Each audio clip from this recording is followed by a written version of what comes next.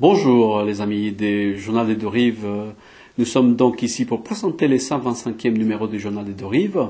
Comme vous pouvez le constater, nous sommes toujours vivants après 15 ans et je vais vous expliquer les contenus de notre journal pour ces 25e numéros.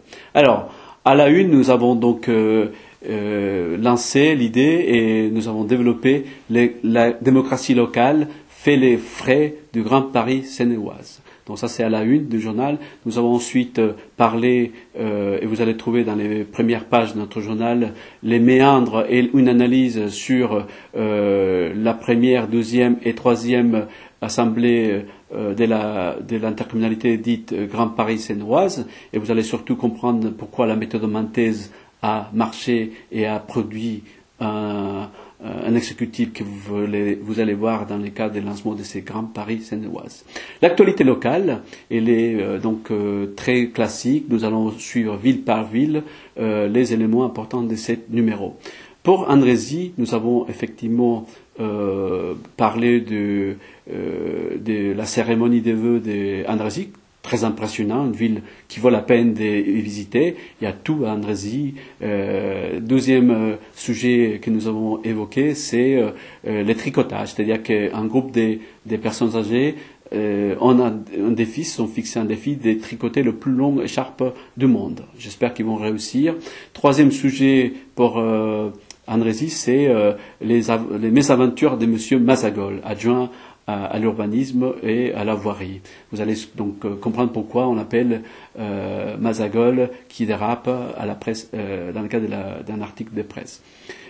Pour Carrière, comme vous constatez, vous le savez, il y a eu des événements tragiques au mois de novembre en 2015 et donc la ville des Carrières a décidé de rendre hommage à Clarisse Jean-Philippe qui a effectivement été tuée à Montrouge et il y a une square à son nom. Aussi on fait les lancements de l'écopole, donc c'est tout un autre sujet, on démarre l'enquête publique. Pour la ville de Chanteloup-les-Vignes, une ville très importante pour nous et pour notre cœur, d'abord nous avons rendu hommage à Pierre Cardot qui s'en va définitivement de la vie active, mais il va rester toujours actif avec sa musique et on dit bravo l'artiste. Il y a aussi un sujet sur la médiation, comment la médiation française et des Chanteloup-les-Vignes s'exporte, un sujet très intéressant à mes yeux. Pour Triel-sur-Seine, nous avons, comme d'habitude, beaucoup de sujets, mais je veux dire les trois qui comptent. Le premier, le PLU. Le PLU a été effectivement contesté depuis 2013. Il est passé en tribunal administratif et évidemment, le résultat, il est là. Les contestataires de ces PLU ont été débutés. Vous allez découvrir pourquoi et les comment dans notre article. Deuxième élément aussi, nous avons pour Triel l'inauguration d'une itinéraire de découverte des patrimoines et l'histoire locale. Très intéressant à voir. Nous avons aussi évoqué le premier salon de bien-être à Triel. C'est bien passé, il y avait beaucoup de monde, 1200 personnes selon les dires des organisateurs. Alors, on passe ensuite à Verneuil. Donc, les skippers Maxime Sorel étaient en visite à Verneuil avec des élèves de la classe maternelle. C'était une réussite totale. Et vous savez que le skipper Maxime Sorel est partenaire de la ville de Verneuil et nous le souhaitons belle continuation dans le prochain défi qui se fixera comme skipper de haut niveau. Vernouillet, nous avons trois sujets. Le premier, très classique, une école maternelle se crée et certains ne sont pas d'accord parce que on fait des mitages urbains. Mais plus intéressant, on se pose la question, nous, est-ce que c'est le signe d'une préalable ou quelque chose comme ça, d'une urbanisation future. On verra ça dans les détails. On passe aussi en revue, dans un autre sujet, les centres commerciaux Val de Seine, et notamment le fait qu'on a trouvé un plan B, très important, et vous allez voir que le centre commercial Val de Seine se relance, et c'est bon pour les commerçants locaux qui sont là depuis des années. Troisième sujet, on parle des matraques, donc la friche industrielle qui doit être retraitée dans le cadre d'un aménagement global avec les autorités compétentes et les PAMSA. Enfin, Vilaine-sur-Seine est aussi évoqué ici. L'écopole donc a été lancé, étudié, examiné. Certains riverains ne sont pas d'accord, mais la procédure continue. J'arrive ensuite à ce qu'on appelle la Seine-Vexin, donc avec la ville importante Les Mureaux, là où nous sommes aujourd'hui. Et là, vous allez voir donc un dossier très important dans lequel on dit que Les Mureaux, c'est les centres des gravités du Grand Paris sénéoise. Et nous confirmons que, non seulement géographiquement parlant, mais aussi par la manière de traiter l'intercommunalité future, Les Mureaux comptera demain et même aujourd'hui. Vous voyez, nous sommes là pour vous le dire. Ensuite, on parle des sujets très difficiles, les réfugiés dans les Yvelines, notamment à Limay. Vous savez qu'il y a un centre de traitement pour les demandeurs d'asile, et notamment nous évoquons le fiasco de la gestion des Coalia, l'association qui gère ça. Ensuite, on passe à la rubrique sport, toujours pour se faire d'une manière agréable. Les sports, nous traitons à notre journal des deux rives. Nous allons ensuite, ici, nous avons la championne Astrid Gouillard qui a initié les cadres de Airbus Defence Space à faire de scrim, et c'est passé d'une manière très, très sympathique, et vous allez voir pourquoi dans notre article. Nous avons aussi la lutte yvelinoise qui se relance, et on commence à avoir des bons résultats pour cette année. Et rugby, un autre sport que nous suivons de près, comment, après une lourde défaite des décembre, début janvier, comment cet club, le RCTLM, donc Rugby Club de Triel et les Mureaux, comment s'est relancé et a terminé la saison d'une manière fulgurante. Et évidemment, ils vont participer à la période d'élimination et ce qu'on appelle les playoffs.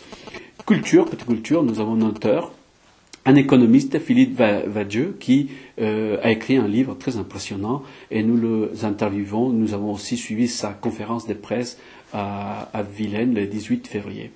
Et pour presque terminer, nous avons une contribution historique sur les grands paris de notre territoire. Là, on fait un clin d'œil sur les noms, Grand Paris sénoise, mais Grand Paris quand même. Et l'idée, c'est de dire pourquoi est-ce qu'on est arrivé avec ces noms-là aujourd'hui. Et comme les choses se terminent dans ce cas de cette sommaire, je vous indique que nous avons un petit papier qui s'appelle Souvenir, un clin d'œil peut-être à 2017, et l'intitulé c'est Après le président et la place de la République, plantons des arbres de la liberté. Un grand débat, et c'est une première épisode d'une série d'articles qui vont apparaître dans notre journal. Voilà les sommaires de notre 125e numéro. Comme vous voyez, nous sommes toujours à notre tâche de vous informer d'une manière équilibrée. Et avant de terminer, je voulais aussi vous annoncer que l'Union fédérale des consommateurs Qu'est choisir, a sorti aussi un bulletin important daté de février 2016, notamment sur l'enquête importante sur l'enquête du prix de l'eau. C'est à voir et à regarder en connaissance des causes pourquoi votre ville, pourquoi ça augmente ou ça descend en matière de prix. D'habitude, ça augmente.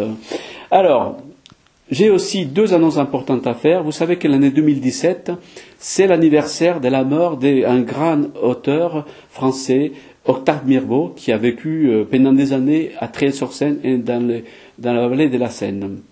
Et donc, il faut savoir qu'il y a deux initiatives très importantes qui vont commémorer les centièmes anniversaire de cette belle plume française. Je vous incite à regarder sur le site internet du journal de Rive pour suivre les projets dits Rédemption ou La folie de toujours mieux. Et donc c'est un appel pour venir aider la société Octave Mirbeau qui a lancé cette idée avec des écrivains et des auteurs de théâtre pour que ça marche, et ça marchera, je l'espère, avec votre aide. Et un deuxième message, un message du cinéaste Laurent Canchez qui nous demande à nous aussi, localement, de dire qu'il est en train de préparer un documentaire sur, évidemment, Octave Mirbeau. Le titre provisoire, c'est Contre Dieu. Alors là, il faut le faire, et c'est d'actualité. Et il appelle évidemment, d'une manière très pragmatique, à de l'aide pour pouvoir monter son projet. Toute cette information-là sera sur notre site internet de Rive et dans les prochaines éditions de notre journal.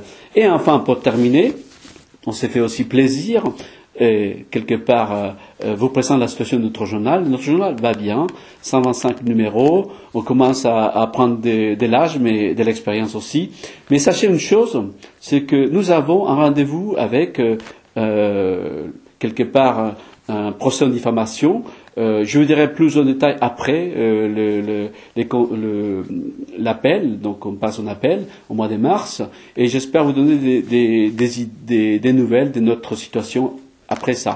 Mais je dois vous dire que aujourd'hui même, j'ai reçu une lettre de la part de nos lectrices, Danielle Tellier d'Andrézy, qui nous écrit. Et d'une manière très simple, bon après les communautés d'office, et il me dit quelque chose qui m'a touché. Ce que vous écrivez dans les journaux de vie, c'est ce que j'ai vécu pendant 73 ans, monsieur. Donc c'est une personne très âgée.